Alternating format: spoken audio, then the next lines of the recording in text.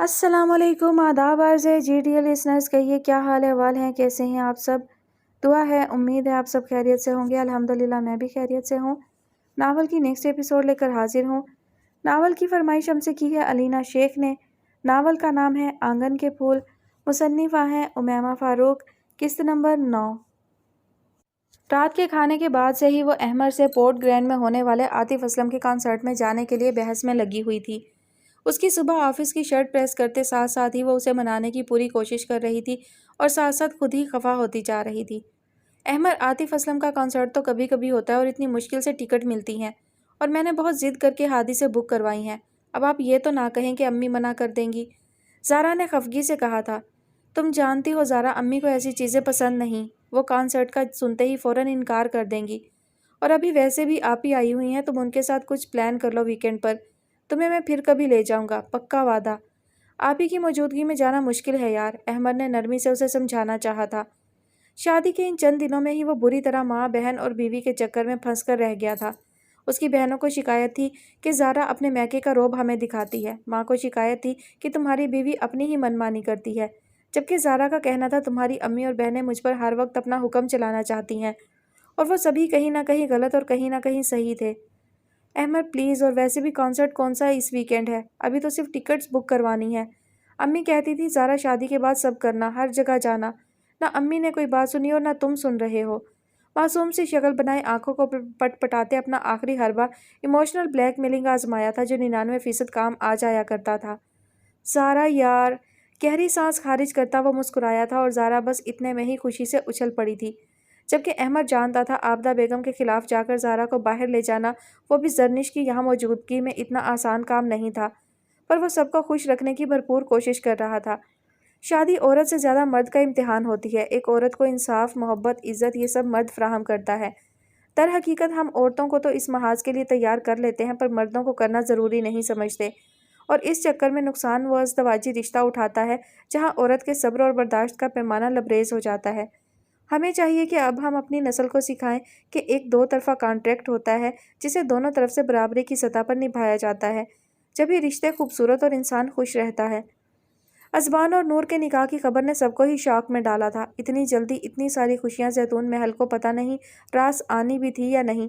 سب کچھ بہت جلدی اور تیزی سے ہو رہا تھا، اور حیرت کی بات یہ تھی کہ سب خوش بھی تھے، خوش نہ بھی تھے تو مطمئن ضرور تھے۔ ہادی کی اتوار کی ٹکٹ آ گئی تھی، جبکہ جمعہ کو صرف گھر میں ہی ماریا اور نور کا نکاح تھا۔ کسی قسم کی کوئی خاص تیاری نہیں ہو سکی تھی، بس سب نے آپس میں تھوڑے بہت کام بانٹ لیے تھے۔ نور اور ماریا نے بھی بس ہلکے سے کام والے سادہ سے سوٹ پسند کیے تھے، جبکہ باقی کسی نے کوئی نیا جوڑا نہیں لیا تھا، یا پھر یہ کہا جائے کہ سنبل چاچی نے لینے نہیں دیا تھا، یہ کہہ کر کہ ابھی اتنا وقت نہیں ہے جو تم سب کے ساتھ ہم بازاروں کے چکر لگائیں گے۔ بڑی گھنی میسنی ہو تم بھائی، زارون نے کچن میں کھڑی نور کے سر پر چپت لگاتے کہا۔ ہیں کیا؟ میں کہاں سے گھنی میسنی ہو گئی؟ مجھ معصوم کو تو خود آخر وقت میں سب پتہ چلا ہے۔ گردن دائیں جانب ہلاتے اس نے خفگی سے کہا۔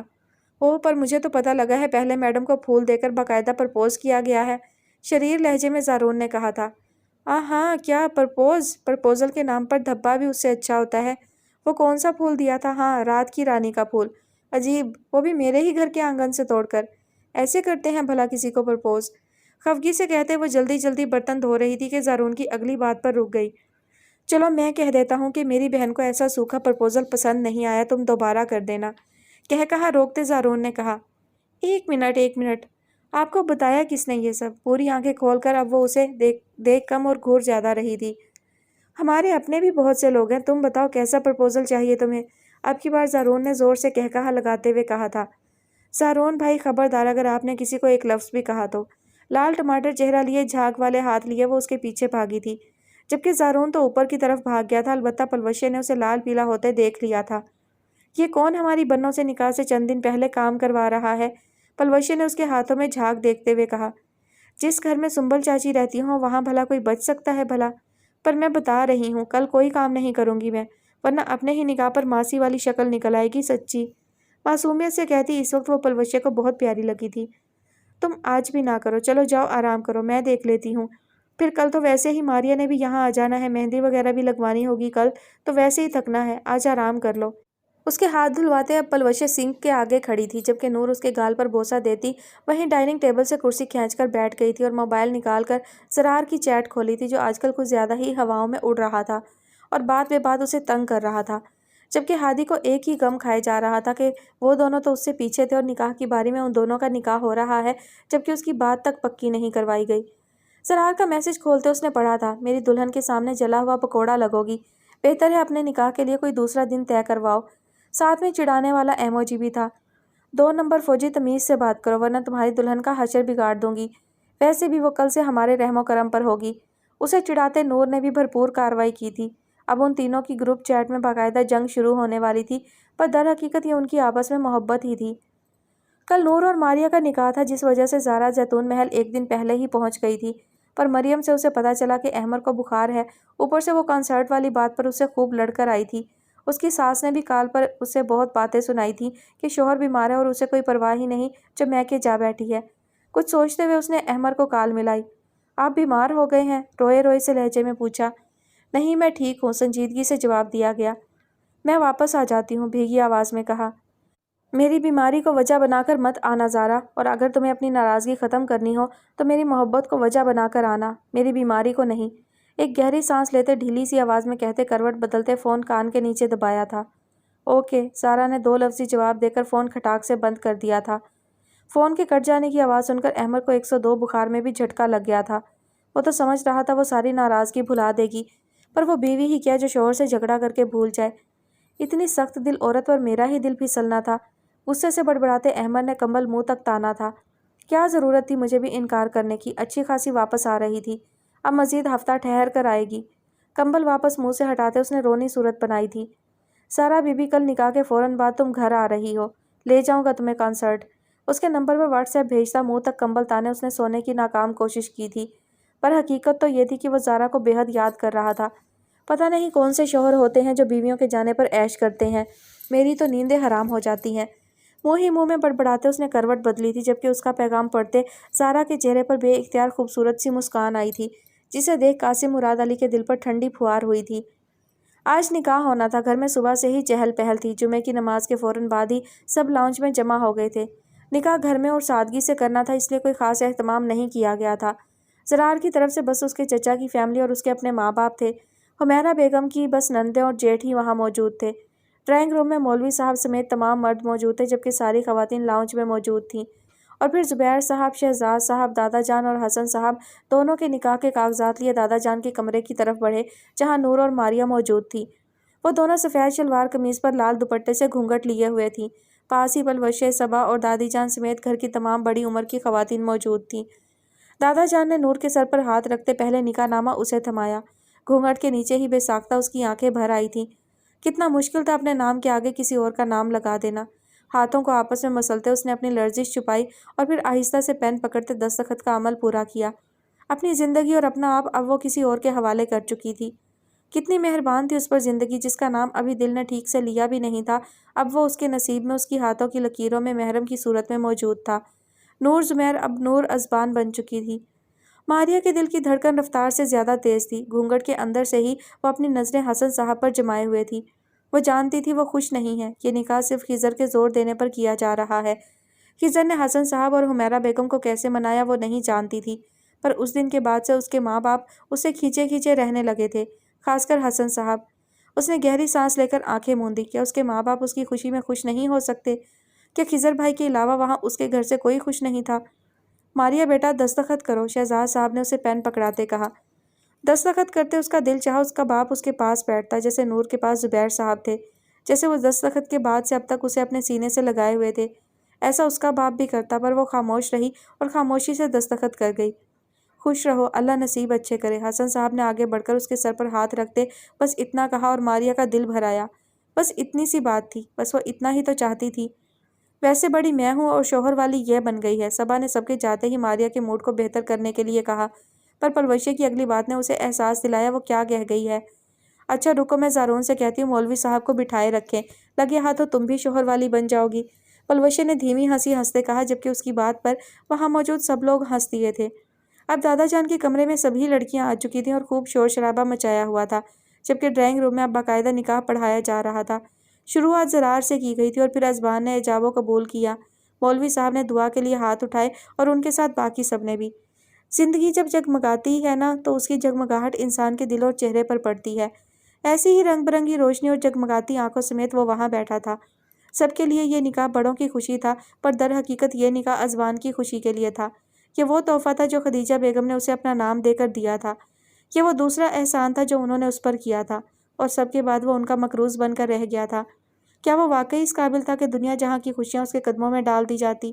قدرت کیا اس پر اس قدر مہربان تھی؟ اسے وہ مل گیا تھا جس کی اس نے خواہش کی تھی۔ اسے نور فاطمہ مل گئی تھی۔ زرار کی آنکھوں کی چمک بھی کسی سے ڈھکی چھپی نہیں تھی۔ وہاں موجود اب وہ چہرے پر مسکراہٹ سجائے سب سے مبارکباد وصول کر رہا تھا، اور پھر مولوی صاحب کے جاتے ہی ماریہ اور نور کو بھی وہیں لے جایا گیا۔ میری زندگی میں خوش آمدید ماریہ زرار فیصل، زرار نے آہستہ سے کہتے اس کے ہاتھوں میں نازک سا بریسلیٹ پہنایا۔ ماریہ نے اس کی آنکھوں میں موجود چمک کو دیکھتے دھیرے سے اپنا نام دہرایا، ماریہ زرار۔ آخر یہ نام اس کا ہوا، جبکہ ازبان ہمیشہ کی طرح خاموشی سے اپنی تھوڑی دیر پہلے بننے والی بیوی کو دیکھ رہا تھا۔ اس نے نور کو ڈائمنڈ رنگ گفٹ کی تھی، پر وہ فی الحال ہادی سے گفٹ مانگ رہی تھی، اور ہادی کا کہنا تھا کہ پرسوں وہ جا رہا ہے تو گفٹ اسے دیا جائے۔ دونوں بھائی بہن کی تکرار میں نور نے ازبان کو بھلایا ہوا تھا، یا پھر ایسا وہ اپنی گھبراہٹ چھپانے کے لیے کر رہی تھی، ازبان سمجھ نہ سکا۔ زارا باجی کل عاطف کا کنسرٹ پکا ہے نا؟ ہادی نے ایک بار پھر زارا سے کنفرم کیا۔ ہاں کنفرم ہے، میں اور احمر کل ڈائریکٹ وہیں پہنچیں گے، تم لوگ جگہ بتا دینا ٹھیک ہے؟ زارا نے احمر کو دیکھتے ہوئے ہادی سے کہا تھا۔ بچوں سب دھیان سے جانا، زیادہ دیر مت کرنا، جلدی آ جانا، زبیر صاحب نے سب کو تاکید کرتے کہا۔ بابا آ جائیں گے نا، آپ فکر نہیں کریں اور آرام سے سو جائیں، نور نے چڑھتے ہوئے کہا۔ جب سے پورٹ گرینڈ جانے کا پلان بنا تھا ہر ایک انہیں صرف نصیحتیں ہی کر رہا تھا، وہ واقعی میں چڑھ گئی تھی۔ میرا تو دل ہی نہیں مان رہا، عجیب کھٹکا لگا ہوا ہے، رات دیر تک باہر رہو گے، حالات معلوم ہے نا کراچی کے یا نہیں؟ دادی جان نے خفا ہوتے ایک بار پھر روکنے کی کوشش کی تھی۔ یار دادی جان جانے دینا، میرے نکاح کا تحفہ سمجھ کر ہی جانے دیں، نور نے معصومیت سے کہا۔ سب سے زیادہ وہاں جانے کا شوق بھی تو صرف اسے تھا۔ زیتون بانو نے ڈرتے ہوئے اسے دیکھا اور پھر وہی جملہ دہرایا جو وہ آج صبح سے دہرا رہی تھی۔ تو سامنے مت آ میرے، کہیں میری ہی نظر نہ لگ جائے۔ ایک تو نکاح کے 3 بول بولتے ہی ایسا روپ چڑھا ہے اس موئی پر کہ نظر ہٹانے کا دل نہیں چاہتا۔ اس پر سے نظریں پھیرتے انہوں نے فیروزہ بیگم کو دیکھتے کہا، اور ان کی بات پر سبھی ہنس دیے۔ بس دیکھ لیں آخر پوتی کس کی ہوں، نور نے اتراتے ہوئے کہا۔ پوتی تو تم شروع سے ہی ان کی ہو، یہ کہو کہ آخر بیوی کس کی ہوں؟ یہ جو نکھار ہے نا میرے بھائی سے نکاح کے بعد آیا ہے میڈم، ہادیہ نے فوراً بیچ میں ڈبکا مارا تھا اور ازبان کے لیے میدان میں کودی تھی، جبکہ ازبان نے چمکتی ہوئی آنکھوں سے نور کو دیکھا تھا جو اس کے ایسے دیکھنے پر نظریں پھیر گئی تھی۔ چلو یار جلدی کرو پھر رش پڑ جائے گا، میری کل رات کی فلائٹ بھی ہے، ہادی نے سب کو باہر چلنے کا کہا تھا۔ سب دھیان سے جانا، زارون تو بڑا ہے، سب کا خیال رکھنا اور جلدی آ جانا، دادا جان نے جاتے ہوئے ان سب سے کہا تھا، پر پتہ نہیں کیوں دادی جان سمیت دادا جان کے دل کو بھی عجیب دھڑکا لگا ہوا تھا، جیسے کچھ ہے جو ٹھیک نہیں ہے۔ اللہ جانے کیا مصیبت ہے، جب سے بچے گئے ہیں چین نہیں پڑتا، تخت پر بیٹھے دادی جان نے پلوشے سے کہا تھا۔ کچھ نہیں ہوگا امی جی، اصل میں اتنے کم وقت میں ایک ساتھ بہت سی خوشیاں آنگن میں پر پھیلائے آ بیٹھی ہیں نا، تو آپ بس ڈر گئی ہیں، روبی بیگم نے دودھ کا مگ انہیں تھماتے کہا تھا۔ پورٹ گرینڈ میں ہر طرف ہی بھیڑ تھی، ایک طرف فوڈ اسٹریٹ تو دوسری طرف کنسرٹ چل رہا تھا۔ اندر کا شور باہر سمندر تک آ رہا تھا، کچھ منچلے سمندر میں بوٹنگ کر رہے تھے تو کچھ کو اندر جانے کی جلدی تھی۔ زارون ٹکٹ کاؤنٹر پر گیا ہوا تھا اور ہادی گیٹ پر سے زرار کو لینے، جبکہ وہ سب بھی بڑی مشکل سے بھیڑ میں جگہ بناتے پانی کے پاس جا کھڑے ہوئے تھے۔ ابھی وہ سب اندر نہیں گئے تھے۔ یہاں تو بہت رش ہے، الشبا نے ڈرتے ہوئے کہا۔ ارے کچھ نہیں ہوتا، اندر اتنا رش تھوڑی ہوگا، نور نے اسے تسلی دیتے کہا، جبکہ ہادیہ خاموش کھڑی آس پاس آتے جاتے لوگوں کو دیکھنے لگی۔ ویسے ازبان واپس نہیں گئے ابھی تک، نور نے ان دونوں کے کان میں سرگوشی کی تھی۔ کیوں؟ وہ واپس جانے کے لیے نہیں آئے ہیں، جس طرح تمہارے ساتھ تمہارے بھائی کا ہونا ضروری ہے اسی طرح ہمارے ساتھ ہمارے بھائی کا ہونا بھی ضروری ہے۔ خیر سے پھر ان کی بیوی بھی یہاں موجود ہے، ہادیہ نے خفگی سے کہا۔ پر میرے بھائی نے تو آنے کا منع کیا ہی نہیں تھا، وہی خلاف تھے آج یہاں آنے کے، نور نے بھی خفگی سے کہا تھا، کیونکہ ازبان شروع سے ہی آج کے دن آنے کا منع کر رہا تھا۔ تم خود ہی پوچھ لو، اب تو ہم سے زیادہ تمہارے قریب ہیں، الشبا نے آنکھ مارتے کہا۔ پوچھ ہی نہ لے یہ کہیں، پوچھ لیا تو پھر نخرے کون دکھائے گا، ہادیہ نے منہ موڑتے ہنسی ضبط کرتے کہا۔ میں نے کب نخرے دکھائے، نور نے حیرت سے منہ کھولے کہا۔ وہ اچھی طرح جانتی تھی ہادیہ ازبان کے بجائے ہادی کے حوالے سے کہہ رہی ہے۔ ہادی کو روک نہیں سکتی تھی تم؟ ہاں، ہادیہ نے منہ بناتے پھر وہی رٹا ہوا جملہ دہرایا۔ تم یہ نخرے ہادی بھائی کو دکھاؤ، ہاں، میرے سے ناراضگی مت رکھو، میرا بھلا کیا قصور ہے؟ नूर ने रोनी सूरत बनाकर कहा। तुम रहने दो इसे, अभी हादी भाई ने इसे मनाना शुरू करना है और इसने मान भी जाना है, अलिशबा ने नूर से कहा, जबकि अलिशबा अब अबीर की किसी बात का जवाब दे रही थी। हादिया ने सबको देखा और चुपके से दिल में दुआ की, क्या ऐसा नहीं हो सकता कि वो ना जाए? अल्लाह करे कुछ ऐसा हो जाए कि वो जा ही ना सके। हादी के जाने का सोचते ही उसका दिल बैठने लगता था, पर वो नहीं जानती थी कि जाने अनजाने में उसकी दुआ कुछ ऐसा रंग लाने वाली है जो उसे खुद मंजूर नहीं होना था। इस कदर रश है यहाँ, भला क्या ज़रूरत थी आज के दिन आने की? ज़ारोन ने गुस्से से बड़बड़ाते हुए कहा था। आपको क्या हमें गोद में उठाकर अंदर जाना है जो कब से तड़ियाँ दिखा रहे हैं? बाकी सब भी तो खुशी खुशी इंजॉय कर रहे हैं ना, बस हर वक्त मिर्चें चबानी है। सबा ने भी आखिर जवाबी कार्रवाई कर ही डाली थी। दिल तो करता है इसके होंठों को दादी के सुई धागे से ही सी डालूं, ज़ारोन ने बड़बड़ाते हुए कहा। जोर से कहें, आवाज़ नहीं आ रही, सबा ने जानबूझकर ऊंचा कहा, जबकि ज़ारोन ने हमेशा की तरह अनसुना करके आबिस को मुखातिब किया। यार हादी को कॉल करके पूछ, ज़रार मिल गया हो तो आ जाए, लड़कियों के साथ यहाँ बाहर खड़ा रहना मुनासिब नहीं है। ज़ारा बाजी की भी कॉल आई थी, वो कह रही हैं और रश बहुत है इसलिए वो लोग अंदर रेस्टोरेंट में हैं और खाना खाकर निकल जाएंगे, तो शायद उनकी हमसे मुलाकात ही ना हो। फलक ने भी इतला दी थी। काफ़ी देर इंतज़ार के बाद वो सब अंदर गए थे, पर इस कदर रश से सभी खौफजदा हो रहे थे। आखिर सबने हार मानकर खुद ही कहा कि बस किसी रेस्टोरेंट में खाना खाकर घर चलते हैं, आतिफ का कॉन्सर्ट फिर कभी देख लेंगे। नूर का दिल किया उन सबको एक एक लगा दे, पर वो चाह कर भी मना नहीं कर सकती थी। उसकी किस्मत में कॉन्सर्ट देखना लिखा ही नहीं था। अजमान ने तो कल ही मना कर दिया था और इतनी भीड़ देखकर हादी ने भी उस तरफ जाने का मना कर दिया। यहाँ तक वो लोग रेस्टोरेंट के लिए भी बाहर कहीं जाने का कह रहे थे, जबकि पोर्ट ग्रैंड में एक से बढ़कर एक रेस्टोरेंट थे। हादी और ज़ारून सबको आहिस्ता आहिस्ता पार्किंग तक आने का कहकर खुद पार्किंग से गाड़ी लेने चले गए। क्योंकि पार्किंग दूर थी तो वो सब पार्किंग की तरफ पहले से नहीं गए थे। अजमान चलते चलते नूर तक पहुंचा और आहिस्ता आहिस्ता उसके पीछे चलने लगा। उसे देखते हादी और अलिशबा अपने आप पीछे हो गई, जबकि नूर मुंह फुलाए इर्द गिर्द से बेगाना चलती जा रही थी। क्या हुआ, उदास हो? नूर के दाएं जानिब चलते अजमान ने उसके खफा से चेहरे को देखते कहा। एक बार कोशिश तो करें उस तरफ जाने की, भला क्या फ़ायदा इतनी महंगी टिकट लेने का? खफगी से मुंह बनाते वो रुख मोड़ गई। ये जाने बगैर कि कहने वाला कोई और नहीं अजबान है। और फिर मुंह पर हाथ रख के उसने यकदम अजबान की तरफ शर्मिंदगी से देखा। पता नहीं क्यों आज मेरे सेंसेस कह रहे हैं वहाँ जाना ठीक नहीं, वरना मैं ज़रूर ले जाता। तुम्हारी हिफाजत सबसे ज़्यादा ज़रूरी है मिसिज अजबान, अजबान ने सफाई पेश करते कहा। उसके मिसिज अजबान कहने पर एक पल के लिए उसकी हार्ट बीट तेज़ हुई थी, पर फिर भी अपनी खफगी हनूस कायम रखते हुए उसने खामोशी कायम रखी। शुरू से चाहते ही नहीं थे ये कि हम यहाँ आएँ, दिल ही दिल में अजबान से खफा होते कहा। नूर फातिमा, अजबान ने उसका हाथ पकड़ते उसका रुख अपनी तरफ किया। अब तुम मेरी बीवी हो, पर जानती हो बीवी से पहले तुम मेरी मोहब्बत हो, मेरी पहली और आखिरी मोहब्बत। मेरी नमाज में मांगी गई दुआ तुम हो नूर। आज तक कभी तुमसे बात नहीं की क्योंकि मैं डरता था। अजबान ने उसकी आंखों में झांकते पहली बार खुले अल्फाज में इजहार मोहब्बत किया था। फिर अपना सर झुकाया, आंखें मीची और खुद को संभालते फिर उससे गोया हुआ। तुम शायद कुछ नहीं जानती, ना मुझे ना मेरी मोहब्बत को, और शायद कल मेरे यहाँ आने के मना करने के बावजूद तुम मुझसे नाराज़ भी हो। नूर जो बेयकीनी से उसे कहते सुन रही थी, झटके से नज़रें उठाते उसे देखा। वो कैसे जान गया कि उसका मना करना नूर को बुरा लगा है, और बुरा क्यों ना लगता। जिस शख्स से चंद घंटे पहले इतनी जल्दबाजी में उसका निकाह हुआ था, उसके लिए उसकी खुशी की कोई अहमियत ही नहीं थी। ऐसा वो सोच रही थी और इसी बात को दिल में भी कहीं रखे अजबान से कुछ खफा थी। पर इस कदर खूबसूरत इजहार मोहब्बत पर दिल में जैसे तितलियां फड़फड़ा उठी थी।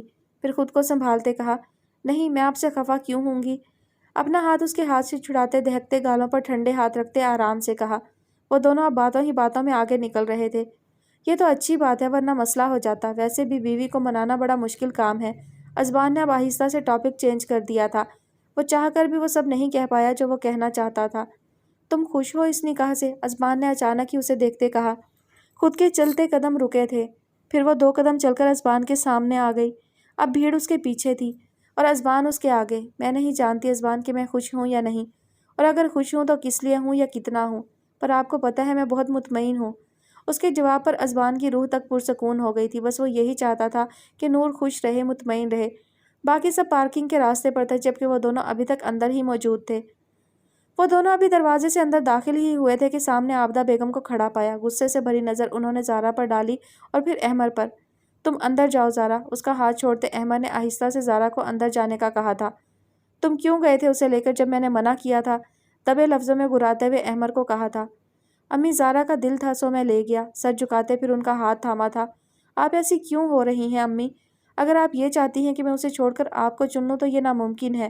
جیسے میں آپ کو دکھی نہیں کر سکتا، آپ کو انکار نہیں کر سکتا، ویسے اسے بھی دکھ نہیں دے سکتا، اسے بھی انکار نہیں کر سکتا۔ میرے لیے مشکل نہ کریں امی پلیز۔ ان کی آنکھوں میں دیکھتے، ان کی دونوں ہاتھوں کو سعادت مندی سے تھامتے اس نے جیسے التجا کی تھی۔ کھانا کھا کر آئے ہو یا ہمارے ساتھ کھاؤ گے؟ میں اور تمہارے ابو کب سے انتظار کر رہے تھے۔ اس سے اپنا ہاتھ چھڑواتے اب وہ کچھ پرسکون ہو گئی تھی۔ ان کے انداز پر بے ساختہ ہی احمر کے چہرے پر مسکراہٹ آ گئی تھی۔ آپ کے ساتھ کھائیں گے، میں بھی اور زارا بھی، خوشی سے مسکراتے اس نے کہا تھا۔ حالانکہ وہ دونوں کھانا کھا چکے تھے، پر ان لوگوں کا دل رکھنے کے لیے احمد نے کہہ دیا تھا، اور اس کی بات مانتے زارا بھی ایک بار پھر کھانا کھانے سب کے ساتھ بیٹھ چکی تھی۔ زارا کو سمجھ آ گئی تھی اصل میں زندگی کوئی فینٹیسی نہیں ہوتی، اور نہ ہی پلوشیں جتنی تلخ۔ زندگی میں خوشی، غم، آزمائشیں، مسکراہٹیں سب آتی ہیں، انسان کو سب سے گزرنا پڑتا ہے۔ رشتوں میں توازن برقرار رہے تو زندگی بہت حد تک پرسکون گزرتی ہے۔ بھیڑ میں یکدم شور شرابہ شروع ہوا تھا۔ وہ دونوں جو اپنی باتوں میں باہر کی طرف بڑھ رہے تھے رک گئے۔ دھکم پیل شروع ہوئی اور اچانک فضا میں گولیوں کی بوچھاڑ ہونا شروع ہو گئی۔ کچھ فینس آپس میں ایک دوسرے سے کہیں الجھ پڑے تھے اور انہی میں سے ایک گروپ نے ہوائی فائرنگ شروع کر دی تھی۔ یہ سب کچھ ایک سوچی سمجھی سازش تھی جو سیاسی جماعتوں کی وجہ سے ہوئی تھی۔ اذبان، نور نے پھڑپھڑاتے لبوں سے کہا تھا۔ باہر کی طرف چلو جلدی، اس کا ہاتھ پکڑتے اسے کھینچتے ہوئے اذبان نے کہا تھا۔ نیچے پڑی کوئی نوکدار چیز اس کے پیر میں چبھی تھی۔ چلتے ہوئے اچانک درد کی لہر پاؤں میں دوڑی تھی اور توازن برقرار نہ رکھ پانے کی صورت میں وہ کچھ پیچھے ہوئی تھی۔ اذبان نے رک کر پیچھے کی طرف دیکھا تھا اور اچانک کہیں سے زور کا دھکا اسے لگا تھا۔ اذبان کے ہاتھ میں موجود نور کا ہاتھ یکدم چھوٹ گیا تھا اور وہ آگے کی طرف زمین پر گرا تھا۔ فضا میں ایک بار پھر گولیوں کی بوچھاڑ شروع ہوئی تھی۔ پارکنگ ایریا میں موجود وہ سب خود ڈر گئے تھے۔ فوراً گاڑی کی طرف جاؤ، زارون زور سے چیخا تھا اور وہ سب بھاگتے ہوئے گاڑی کی طرف بڑھے تھے۔ نور اور اذبان بھائی وہ دونوں نہیں ہیں، عبیر نے رک کر گھبراتے ہوئے کہا تھا۔ وہ پیچھے تھے، ہادیہ نے کانپتے لبوں سے کہا۔ ہادی بغیر کسی کی سنے بھاگتے ہوئے بھیڑ کی طرف بڑھا تھا اور پھر بھیڑ میں غائب ہو گیا تھا۔ عابس نے فوراً اذبان کو کال ملائی تھی کہ وہ جہاں بھی ہو پارکنگ تک پہنچ جائیں، کیونکہ اب آہستہ آہستہ لوگ بھاگ کر پارکنگ ایریا کی طرف بڑھ رہے تھے۔ کافی دیر بیل بجتی رہی، پھر اذبان کی آواز گونجی، ہیلو اذبان، تم دونوں کہاں ہو؟ ہادی اسی طرف آیا ہے، جلدی باہر نکلو۔ بات مکمل نہیں ہوئی تھی اور فون کٹ گیا۔ اس کا فون دور جا گرا تھا اور وہ ایک بار پھر دور جا گرا تھا، اور اس بار نور اس کی آنکھوں سے اوجھل ہو گئی تھی۔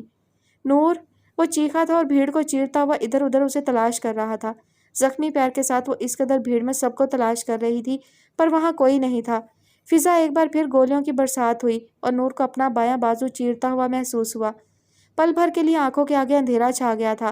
دماغ پر زور ڈالتے اس نے آنکھیں کھولنے کی کوشش کی، پر قدم لڑکھڑاہٹ کا شکار ہوئے۔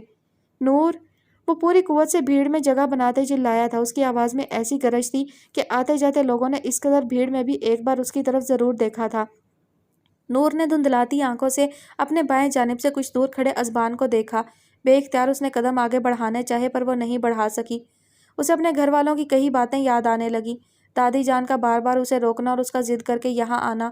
اس کا دل چیخ چیخ کر رونے کا کیا، پر تکلیف کی شدت سے وہ چیخ بھی نہیں سکی۔ نور، وہ چلایا۔ اس کا دل چاہا وہ وہیں زمین پر بیٹھ کر پھوٹ پھوٹ کر رو دے، پر اس کا گلابی آنچل جو اب ڈھلک کے اس کے کندھے سے نیچے آ گیا تھا اذبان کو دکھ گیا۔ نہ جانے اسے دیکھتے ہی جسم میں ایک بار پھر سے جان آ گئی تھی، پر چند قدم چلتے ہی اذبان نے اس کے چہرے پر غور کیا۔ وہ ہوش کھو رہی تھی، خون اب بازو سمیت پوری قمیض بھگو چکا تھا، چہرے پر حزن پھیلا ہوا تھا۔ ہادی تیزی سے بھاگ رہا تھا اور ہر طرف چیخ چیخ کر انہیں پکار رہا تھا، اور بے اختیار اس نے سوچا اگر وہ دونوں اندر ہوئے تو اگر وہ باہر ہی نہیں نکل سکے تو۔ یہ سوچ آتے ہی وہ واپس اندر کی طرف بڑھا۔ جس جگہ سے سب خوفزدہ ہو کر وہاں سے باہر بھاگے چلے آ رہے تھے، وہیں پر کسی کو رشتوں کی طاقت کھینچ لائی تھی۔ ہادی کے پیچھے اب علی اور اذان بھی وہاں آ چکے تھے، باقی سارے لڑکے باہر لڑکیوں کے ساتھ ہی تھے۔ اس نے اذبان کو دوڑتے ہوئے اپنے قریب آتے دیکھا، بھیڑ میں جگہ بناتے لوگوں کو چیرتے وہ اس تک پہنچ رہا تھا۔ اچانک اس کے زخم والی جگہ پر کوئی ٹکرایا۔ تکلیف کی شدت سے اس نے آنکھیں بند کی، اس کا پورا ہاتھ جیسے جل رہا تھا۔ پیر پر آگے پڑنے کے لیے دباؤ ڈالا تو پیر کا زخم پھر یاد آیا۔ لڑکھڑاتے ہوئے وہ بس اپنی جگہ سے چند انچ ہلی تھی۔ اسے بچوں کے رونے کی آوازیں آ رہی تھیں، اور اچانک ہی ایمبولینس اور پولیس کی گاڑیوں کے سائرن بجنے لگے تھے۔ اذبان نے اس کے بازو سے بہنے والے خون کو دیکھا اور پھر تیزی سے آگے قدم بڑھائے۔ ایک دھکا پھر اسے لگا، پر اس بار اس نے خود کو گرنے سے بچا لیا۔ نور، اس نے نور کو پکارنا چاہا، وہ اب کی بار ہل بھی نہیں سکی۔ دھندلائے چہرے اب مٹ گئے۔ اس نے اپنے آس پاس اپنوں کو تلاشنا چاہا، وہ جو سب کے کام آ جایا کرتی تھی، سب کی مشکلیں دور کر دیا کرتی تھی۔ آج اسے اپنی مدد کے لیے وہاں کوئی اپنا نہیں دکھا۔ اس نے بے اختیار آنکھیں کھولنے کی کوشش کی۔ چند قدم دور اسے ازبان نظر آیا۔ اس نے پوری طاقت لگا کر قدم آگے بڑھانے چاہے پر نہیں بڑھا پائی۔ اس سے پہلے وہ زمین بوس ہوتی، ازبان نے روتے ہوئے اسے تھام لیا اور بغیر کسی کی پرواہ کیے اسے لیے باہر کی طرف بھاگا تھا۔ ہادی نے دور سے ازبان کو بھاگتے ہوئے دیکھا۔ وہ کسی کو گود میں اٹھائے دیوانہ وار ان کی طرف بھاگ رہا تھا۔ وہ نور نہیں تھی، وہ نور ہو ہی نہیں سکتی تھی۔ پر پھر اس کا چہرہ ڈھلک کر ہادی کے سامنے آیا، ایک دم سفید چہرہ، جیسے سارا خون جسم سے بہہ گیا ہو۔ ہادی نے سانس لینے کی کوشش کی پر وہ نہیں لے سکا۔ نور، اس نے گھبراتے ہوئے سرگوشی کی تھی۔ تم ان سب کو لے کر گھر جاؤ، ہم نور اور ازبان کو لے کر آتے ہیں، زارون نے عابس اور ادیم سے کہا۔ نہیں، میں یہی موجود ہوں۔ ادیم، تم ایک گاڑی میں ان سب کو گھر لے جاؤ، ہم دوسری میں آتے ہیں۔ عابس نے ادیم کو ان سب کو لے جانے کا کہا، پر ادیم بغیر ہلے سامنے سے بھاگتے ہوئے آتے ہادی، علی اور اذان کے پیچھے ازبان کو دیکھ رہا تھا۔ ازبان بھائی، ادیم نے پھڑپھڑاتے لبوں سے سامنے دیکھتے کہا، اور سب کی نظر ازبان کے ساتھ ہی نور پر پڑی اور ان میں سے کوئی اپنی جگہ سے ہل بھی نہیں سکا۔ چند گھنٹوں میں ہی زیتون محل میں موت سے سناٹوں کا راج برپا تھا۔ روبی بیگم کا رو رو کر برا حال تھا، جبکہ دادی جان بار بار خود کو کوس رہی تھیں۔ ہائے، مجھ کمبخت کی نظر لگ گئی میری بچی کو، کہتی بھی تھی نہ آ میرے سامنے، نظر لگ گئی میرے ہی بچوں کو۔ اپنا سر پیٹتی دادی جان چیخ چیخ کر رو رہی تھی۔ روبی بیگم کا الگ رو رو کر برا حال تھا۔ زارا بار بار فون کر کے پوچھ رہی تھی، پر ہسپتال سے کوئی خبر پہنچ ہی نہیں رہی تھی۔ دادا جان کو سب نے ہسپتال آنے سے روکا ہوا تھا۔ وہ چپ چاپ سر پر ہاتھ رکھے آنگن میں بیٹھے باہر کا دروازہ تک رہے تھے۔ دادا جان اندر چل کر کچھ دیر لیٹ جائیں، پلوشے نے ان کے کندھے پر ہاتھ رکھتے کہا۔ تو جا اندر، جب تک نور نہیں آتی میں یہیں بیٹھا رہوں گا۔ بچوں کی طرح ضد کرتے ہوئے آخر میں وہ رو پڑے تھے۔ پلوشے بھی ان کے گلے لگتے پھوٹ پھوٹ کر رو دی تھی۔ میں بتا رہی ہوں، کل کوئی کام نہیں کروں گی میں، ورنہ اپنے ہی نکاح پر ماسی والی شکل نکل آئے گی سچی۔ ہمیشہ تک اور ہر اس شخص سے لڑوں گی جو آپ کے بارے میں غلط بیانی کرے گا، منہ پھلا کر کہا تھا۔ جب کوئی آپ کے بارے میں کچھ غلط کہتا ہے میرا دل کرتا ہے میں اس کا منہ نوچ لوں۔ پلوشے کو بے اختیار اس کی کہی ہر بات یاد آئی تھی۔ ہادیہ اور الشبہ کا الگ رو رو کر برا حال تھا۔ یہ سب میری وجہ سے ہوا ہے، نہ میں کوئی ایسی ویسی دعا کرتی نہ ایسا کچھ ہوتا۔ مجھے نور کو تکلیف پہنچا کر ہادی کو نہیں روکنا۔ الشبہ کے گلے لگے وہ پھوٹ پھوٹ کر رو رہی تھی۔ اسے کچھ بھی نہیں ہوگا ہادیہ، تم دیکھنا بھی صبح وہی سب سے زیادہ تمہارا مذاق اڑا رہی ہوگی۔ عائشہ نے دونوں کو تھپکی دیتے دلاسا دیا۔ ہاں تو دیکھو، میں بھی تو چپ بیٹھا ہوں، کیونکہ مجھے پتا ہے صبح اگر اسے پتا چلا کہ اس کے لیے ہم سب رو رہے تھے تو وہ بدتمیز سب کا مذاق اڑائے گی۔ ادیم نے آنکھیں صاف کرتے کہا۔ مجھ سے پوچھ رہی تھی محبت کیا ہوتی؟ اب میرا دل چاہ رہا ہے اسے بتاؤں کہ یہ ہوتی ہے محبت، کہ ہسپتال میں وہ ہے اور دل ہمارا مردہ ہو رہا ہے۔ انہیں لیفٹ سائڈ پر گولی لگی تھی نا بھائی، ابیر نے روتے ہوئے اپنا خدشہ بیان کیا۔ خون بھی اتنا بہہ رہا تھا۔ خود سے بڑبڑاتے وہ صوفے پر دونوں پیر اوپر کیے بیٹھ گئی تھی۔ اس کا شوہر ڈاکٹر ہے، راستے میں ہی ازبان بھائی نے فرسٹ ایڈ دے دی ہوگی، اسے کچھ نہیں ہوگا۔ اور میں اسے بتاؤں گا تم لوگ کیسے بچوں کی طرح رو رہی تھی، دیکھنا کتنا مذاق اڑاتی ہے سب کا۔ ادیم نے اپنے بے قابو ہوتے ہوئے آنسوؤں پر قابو پاتے ہوئے کہا تھا۔ نور میری پیاری بہن، کیا تمہیں پتا ہے میں تم سے کتنا پیار کرتا ہوں؟ پھڑپھڑاتے لبوں سے اکیلے میں اپنا ہمیشہ کا بولے جانے والا ڈائیلاگ دہرایا تھا۔ تمہارے بغیر زندگی یکدم کوکومو جیسی ہو گئی ہے، بالکل خالی۔ آسمان کو دیکھتے اس نے کہا تھا، آنکھیں بار بار صاف کرنے پر بھی خود بخود نم ہوئی جا رہی تھیں۔ ہاسپٹل کے کوریڈور میں وہ سب ادھر سے ادھر چکر کاٹ رہے تھے اور وہ خون آلود کپڑوں سمیت زمین پر ایک ہی پوزیشن میں بیٹھا تھا۔ اس کا پورا وجود اس وقت کانپ رہا تھا۔ برسوں پہلے اس ہسپتال میں اس نے اپنی پہچان کھوئی تھی، آج لگ رہا تھا جیسے جان کھو دے گا۔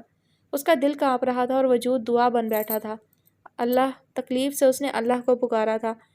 وہ زخمی کیسے ہوئی تھی ازمان؟ زبیر صاحب نے اس کے آگے بیٹھتے ہوئے پوچھا۔ ان کا دل اس وقت بیٹی کو سینے سے لگانے کا چاہ رہا تھا، پر ڈاکٹرز نے اب تک کوئی خبر نہیں دی تھی۔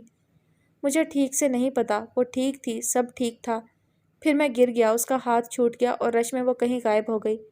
ہمیشہ کی طرح چند پل بعد وہ خوابوں میں بھی تو غائب ہو جاتی ہے نا؟ کیا یہ خواب ہے؟ سامنے دیوار کو دیکھتے ویران آنکھوں سے ازبان نے ان سے پوچھا۔ زبیر صاحب کو اس وقت وہ اپنے ہوش و حواس میں نہیں لگا۔ بے اختیار انہیں اپنی بیٹی کی قسمت پر رشک آیا اور بے اختیار ہی اسے خود سے گلے لگائے وہ رو پڑے۔ میری نور کو کچھ نہیں ہونا چاہیے ازبان، میری بیٹی کو کچھ نہیں ہونا چاہیے، اسے گلے سے لگائے وہ کہتے جا رہے تھے، اور ابھی تک پہلے والی حالت میں بیٹھا تھا وہ۔ نعمان صاحب اور زارون نے زبیر صاحب کو وہاں سے اٹھاتے چیئر پر بٹھایا تھا، جبکہ اذان ازبان کو تسلیاں دینے کی بھرپور کوشش کر رہا تھا۔ ہاسپٹل کے مریضوں کو دیکھتے عابس نے جھرجھری لی تھی اور اسے ہنستی کھیلتی نور نظر آئی تھی۔ ہادیہ بھائی، نور نہ ہو گئی، 1947 کا پریم پتر لے جانے والا کبوتر ہو گئی۔ نور اپنے کام کی اپنی مرضی کی فیس لیتی ہے، انڈرسٹینڈ؟ اس پر احسان عظیم کرتے ہوئے ناک چڑھاتے کہا تھا۔ میں ایسے معاملات میں بالکل نہیں پڑتی، کوئی اور بکرا ڈھونڈیں آپ۔ عابس بھائی رحم کریں مجھ معصوم پر۔ اس کی معصوم باتیں یاد کرتے اپنے آپ ہی اس کے چہرے پر مسکراہٹ پھیل گئی تھی۔ چائے پی لیں بابا اور چاچو کو بھی کچھ دیر گھر بھیج دیں، بلکہ آپ سبھی چلے جائیں، ہم ہیں یہاں، ویسے بھی یہاں زیادہ رش لگانا ٹھیک نہیں۔ زارون نے انہیں چائے کا کپ تھماتے کہا تھا۔ ہماری بچی آپریشن تھیٹر کے اندر ہے زارون، گھر جا کر تو اور بے چین ہو جائیں گے، شہزاد صاحب نے کہا تھا۔ گھر سے فون آیا تھا، سب کا رو رو کر برا حال ہے، دادا جان آنگن سے ہلنے کو تیار نہیں، دادی جان کہتی ہیں ان کی نظر لگ گئی ہے، اور روبی چاچی کسی بات سے چپ نہیں ہو رہی ہیں۔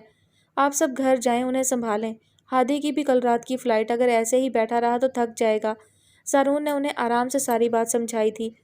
ٹھیک ہے میں کہتا ہوں، وہ بڑے تھے، چھوٹوں کی ذمہ داریاں کندھے پر لادتے لادتے اب ان کے کندھے پہلے سے زیادہ جھک گئے تھے۔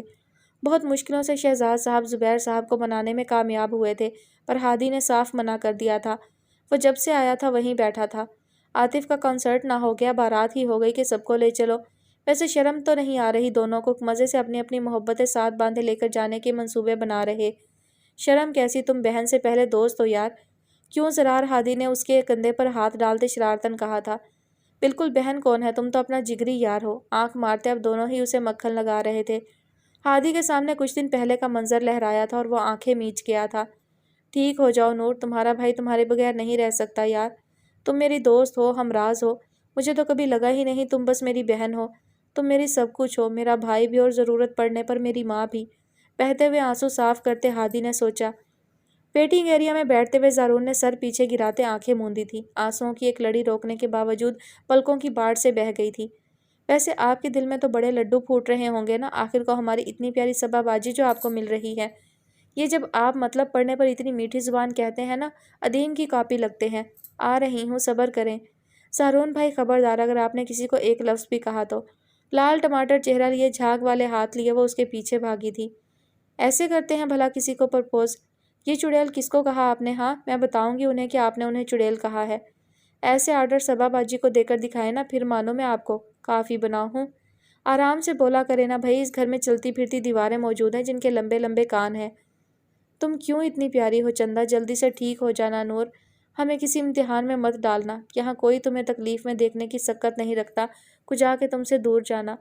مجھے مزید مضبوط نہیں بننا، ٹھیک ہو جاؤ گڑیا، نہیں تو میں بھی ازبان اور ہادی کی طرح ہمت ہار کر رونے لگوں گا۔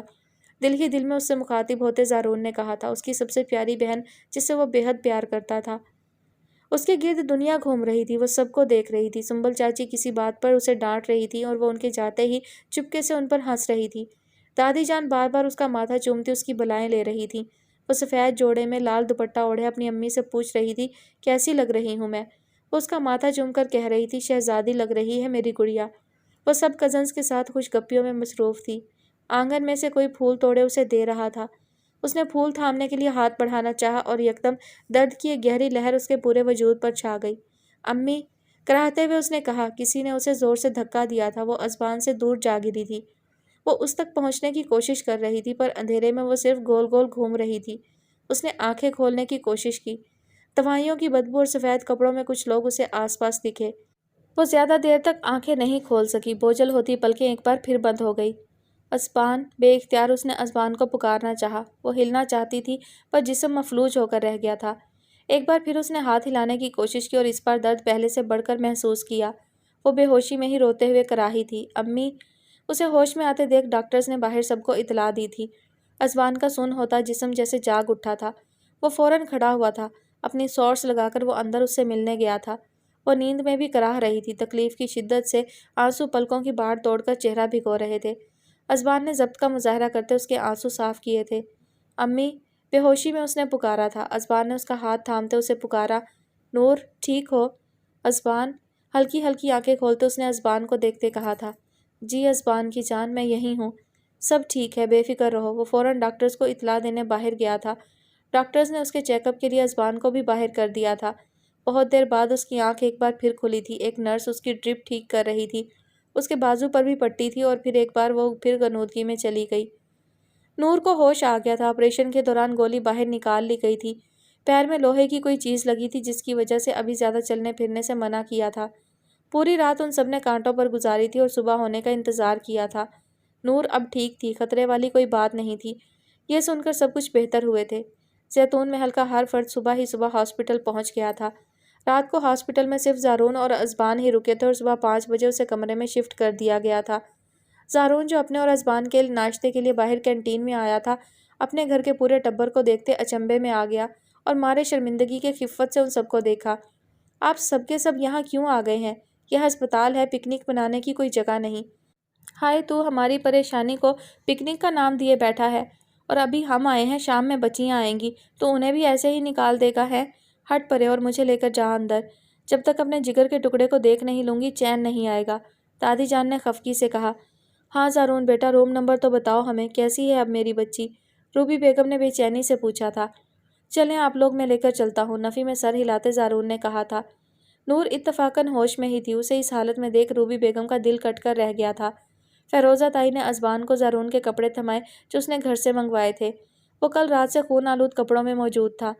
نور نے بھاری ہوتی پلکوں سے ازبان کی طرف ایک معدوم سی مسکراہٹ اچھالی تھی جسے ازبان کے پورے وجود میں سرشاری دوڑ گئی تھی۔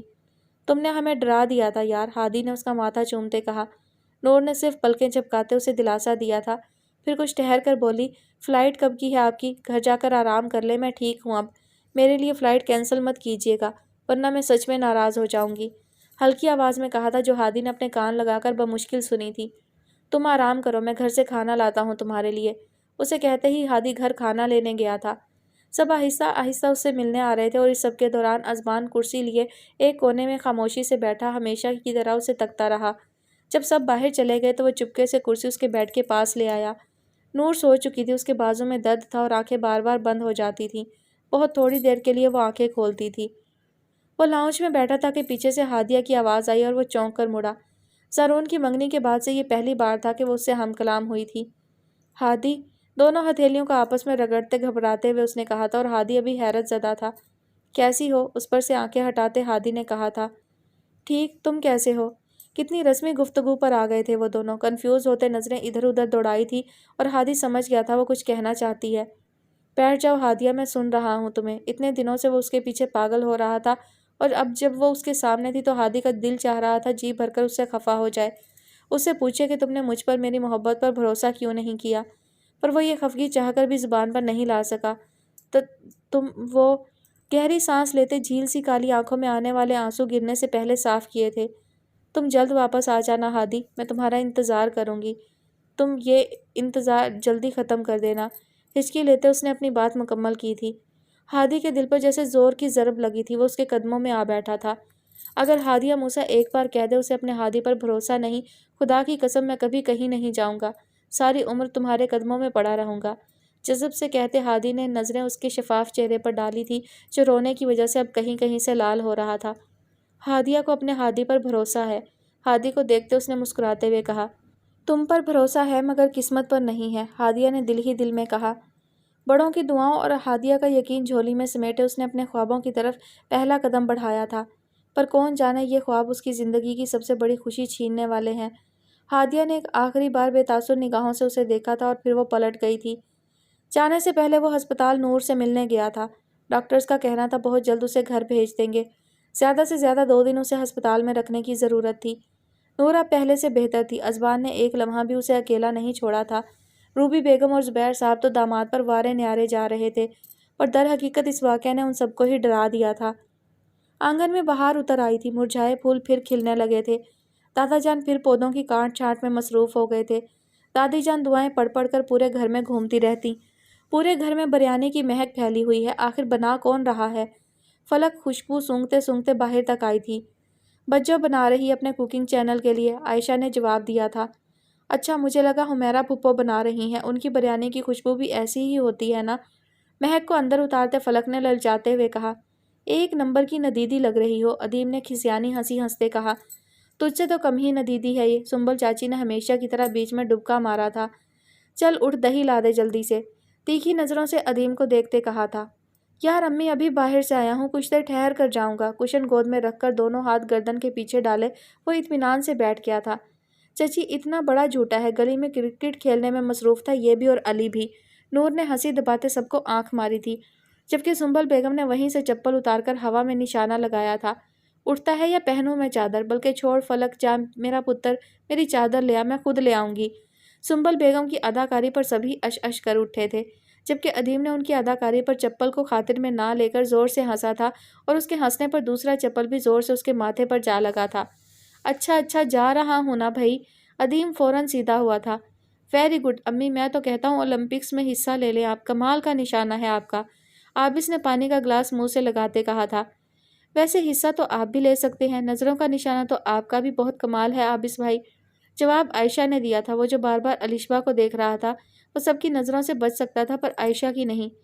आयशा को आंखें दिखाते वो फौरन वहां से उठा था, जबकि अलिशबा मुंह पर हाथ रखे अपनी बेसाख्ता उमड़ने वाली मुस्कुराहट छुपा रही थी। ओहो लड़कियों, बाहर बारिश हो रही है, आओ बाहर चलते हैं। सबा भागती हुई ऊपर से आई थी और उन सब की तरफ बढ़ी थी। हादिया खड़ी हो गई, उसे वहीं जमा देखकर सबा ने कहा, सबा बाजी मेरा मूड नहीं है, आप सब जाएं। हादिया ने कहा था और साथ ही सोचा था, क्या वहाँ भी बरसात का मौसम होगा? क्या हादी भी इस वक्त उसे याद कर रहा होगा? तुम कब से सूखी सड़ी बन गई, सबा ने इनडायरेक्टली ज़ारून पर चोट करते कहा था, क्योंकि उसे बारिश नहीं पसंद थी। हमें नहाने के लिए बारिश के पानी की ज़रूरत नहीं, अल्हम्दुलिल्लाह हम वैसे भी रोज़ नहा लेते हैं। क्यों हादिया? ज़ारून ने फ़ौरन जवाबी कार्रवाई की थी। तो आपका मतलब है हम क्या गंदे फिर रहे होते हैं? अब की बार वो पूरी उसकी तरफ घूमी थी, उसकी चमकती आंखों में देख ज़ारून के दिल ने बीट मिस की थी। मेरा ऐसा कोई मतलब नहीं, इससे पहले बारिश रुक जाए बाहर जाओ जिसको जाना है, उस पर से नज़रें हटाते ज़ारून ने कहा था। क्या ही हो जाता अगर इस लड़की की शक्ल की तरह ज़ुबान भी हसीन होती, दिल ही दिल में उसने सोचा था। वैसे अगर सबाबाजी से डर लिया हो तो दादी जान ने कहा है आंगन से कुर्सियां अंदर ले आएं, खराब हो जाएंगी। नूर ने होंठ भींचकर हंसी दबाई और फौरन वहां से भागी। रूबी मेरी बहन, अगर तेरी लटें संवर गई हों तो 2 घड़ी किचन को भी मुंह दिखा दे। सुंबल के ज़रा सर में दर्द शुरू हो गया है तो मैंने उसे अंदर भेज दिया है। फ़िरोज़ा बेगम ने किचन में ही खड़े रहकर ज़ोर से रूबी बेगम को आवाज़ दी थी। वो जो कंघी के बहाने से कुछ देर कमरे में आई थी, दांत भींच कर रह गई, फिर लहजे में शहद सी मिठास घोले बोली, जी भाभी आई थोड़ी देर में। उफ, चलते हैं ये सब मुझसे और मेरे स्टाइल से। शीशे के आगे बाल संवारते उन्होंने सोचा। अहमद को गोद में लिए पलवशे के चेहरे पर हकीकतन खुशी थी। उसके चैनल से पहली पेमेंट आई थी, उसका छोटा सा यूट्यूब चैनल अब ग्रो करने लगा था। अहमद को गोद में उठाए वो गोल गोल घूम रही थी। सामने की छत से ज़हीर की अचानक नज़र जैतून महल के आंगन में पड़ी और पलटना भूल गई। उसे लगा जैसे वो लड़की नहीं, गुलाब का फूल हो जो बरसात में एक बार फिर खिल उठा है।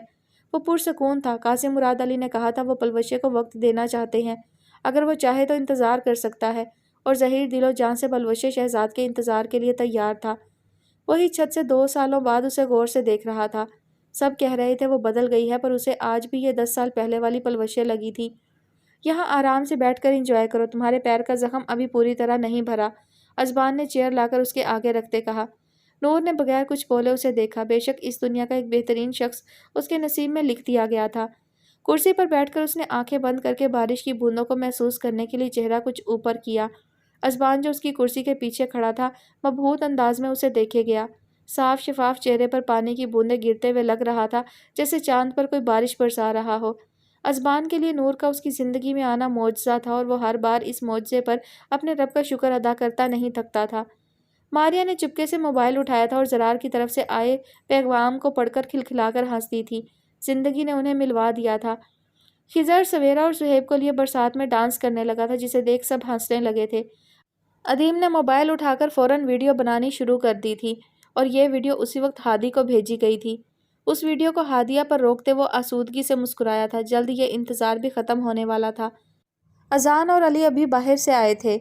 अली फ़ौरन अपने बाल संभालता अंदर की तरफ चल पड़ा था कि आखिर उसके बालों में उसकी जान बसती थी। अजान उन सब के लिए आइसक्रीम लाया था, जो वो सब ग्रुप बनाए आंगन में बैठते हुए खा रहे थे। सबको बाहर देख रूबी बेगम भी हिम्मत करके बाहर आ गई थी, जबकि ज़ारून और अली शेड के नीचे खड़े होकर आइसक्रीम से इंसाफ कर रहे थे। फ़िरोज़ा ताई ज़ारा से फ़ोन पर बात कर रही थीं, जबकि वो सब वीडियो कॉल पर हादी के साथ लगे हुए थे। कासिम मुराद अली और जैतून बानो ने तख्त पर बैठे बहार के मौसम में अपने बच्चों की दायमी खुशियों की दुआ की थी। दादा जान तख्त पर बैठे बरसात में एक बार फिर अपनी लिखी गई नज़म गुनगुना रहे थे। खिले खिले आंगन के फूल, महका रहे बंजर ज़मीन, रिश्ते जो खलूस के हों, चमकते हैं दमकते हैं। दादा जान और दादी जान के पैरों के पास बैठे कुछ पुराने किस्से छेड़ रहे थे तो कुछ आने वाले कल की बातों में मसरूफ़ थे। جبکہ زیتون بانو اور قاسم مراد علی اپنے آنگن کے پھولوں کے ساتھ جشن بہار منا رہے تھے۔ کردار کہانیوں میں رنگ بھرتے ہیں، رنگ بھی وہ جو کبھی نہیں مٹتے۔ یہ قلم کی سیاہی سے بکھرتے ہیں اور کورے کاغذ پر داستانیں رقم کر دیتے ہیں۔ زیتون محل کی کہانی یہاں ختم نہیں ہوتی۔ کورے کاغذوں کا ایک پورا حصہ ابھی باقی ہے جس میں قلم کی سیاہی سے رنگ بھرنے ہیں۔ اب یہ رنگ مہینوں میں بھرتے ہیں یا سالوں میں، اس بات کا ادراک تو آنے والا وقت ہی کرے گا۔ ختم شد۔ جی تو ڈیئر لسنرز، یہ تو ہمارے ساتھ پرینک ہو گیا۔ جی ہاں، یہ ناول مکمل نہیں ہوا ہے ابھی، اور مکمل رائٹر کب کریں گی یہ بھی نہیں معلوم۔ تو اب آپ سب لوگ جو ہے اس کے سیزن 2 کا انتظار کیجئے بیٹھ کر۔ میں سرچ کروں گی، ابھی مجھے نہیں معلوم، لیکن میرا خیال ہے کہ ابھی اس ناول کا جو سیزن 2 ہے وہ نہیں آیا ہے۔ کیا کیا جا سکتا ہے، اب تو صبر سے انتظار کرنا پڑے گا۔ بہرحال کہانی بہت اچھی ہے، بہت لائٹ سی ہے، اور اچھی باتیں ہیں سکھانے کی کوشش کی گئی ہے، بہت اچھے اچھے میسیجز دیے گئے ہیں، اور جو ایک جوائنٹ فیملی کا جو رنگ ہوتا ہے، جو خوبصورتی ہوتی ہے، اسے بہت اچھے سے بیان کیا گیا ہے۔ تو کہانی اوورآل بہت اچھی ہے، اور کوشش کروں گی کہ اس کا دوسرا پارٹ ڈھونڈوں۔ اگر پبلش ہو چکا ہے تو یقیناً مل جائے گا، اور اگر رائٹر نے ابھی نہیں لکھا ہے تو پھر مشکل ہے۔ تو یہ کہانی جناب ادھوری رہ گئی ہے، ابھی یہ کہانی آگے بڑھے گی، اور کتنی بڑھے گی اس بارے میں کچھ نہیں کہا جا سکتا، لیکن انشاءاللہ میں کوشش کروں گی کہ اگر اس کا سیزن 2 ابھی نہیں بھی آیا ہے تو جیسے ہی اس کا سیزن 2 اویلیبل ہوگا میں ضرور شیئر کروں گی۔ اپنا بہت سارا خیال رکھیے گا، مجھے اپنی دعاؤں میں یاد رکھیے گا۔ اللہ حافظ۔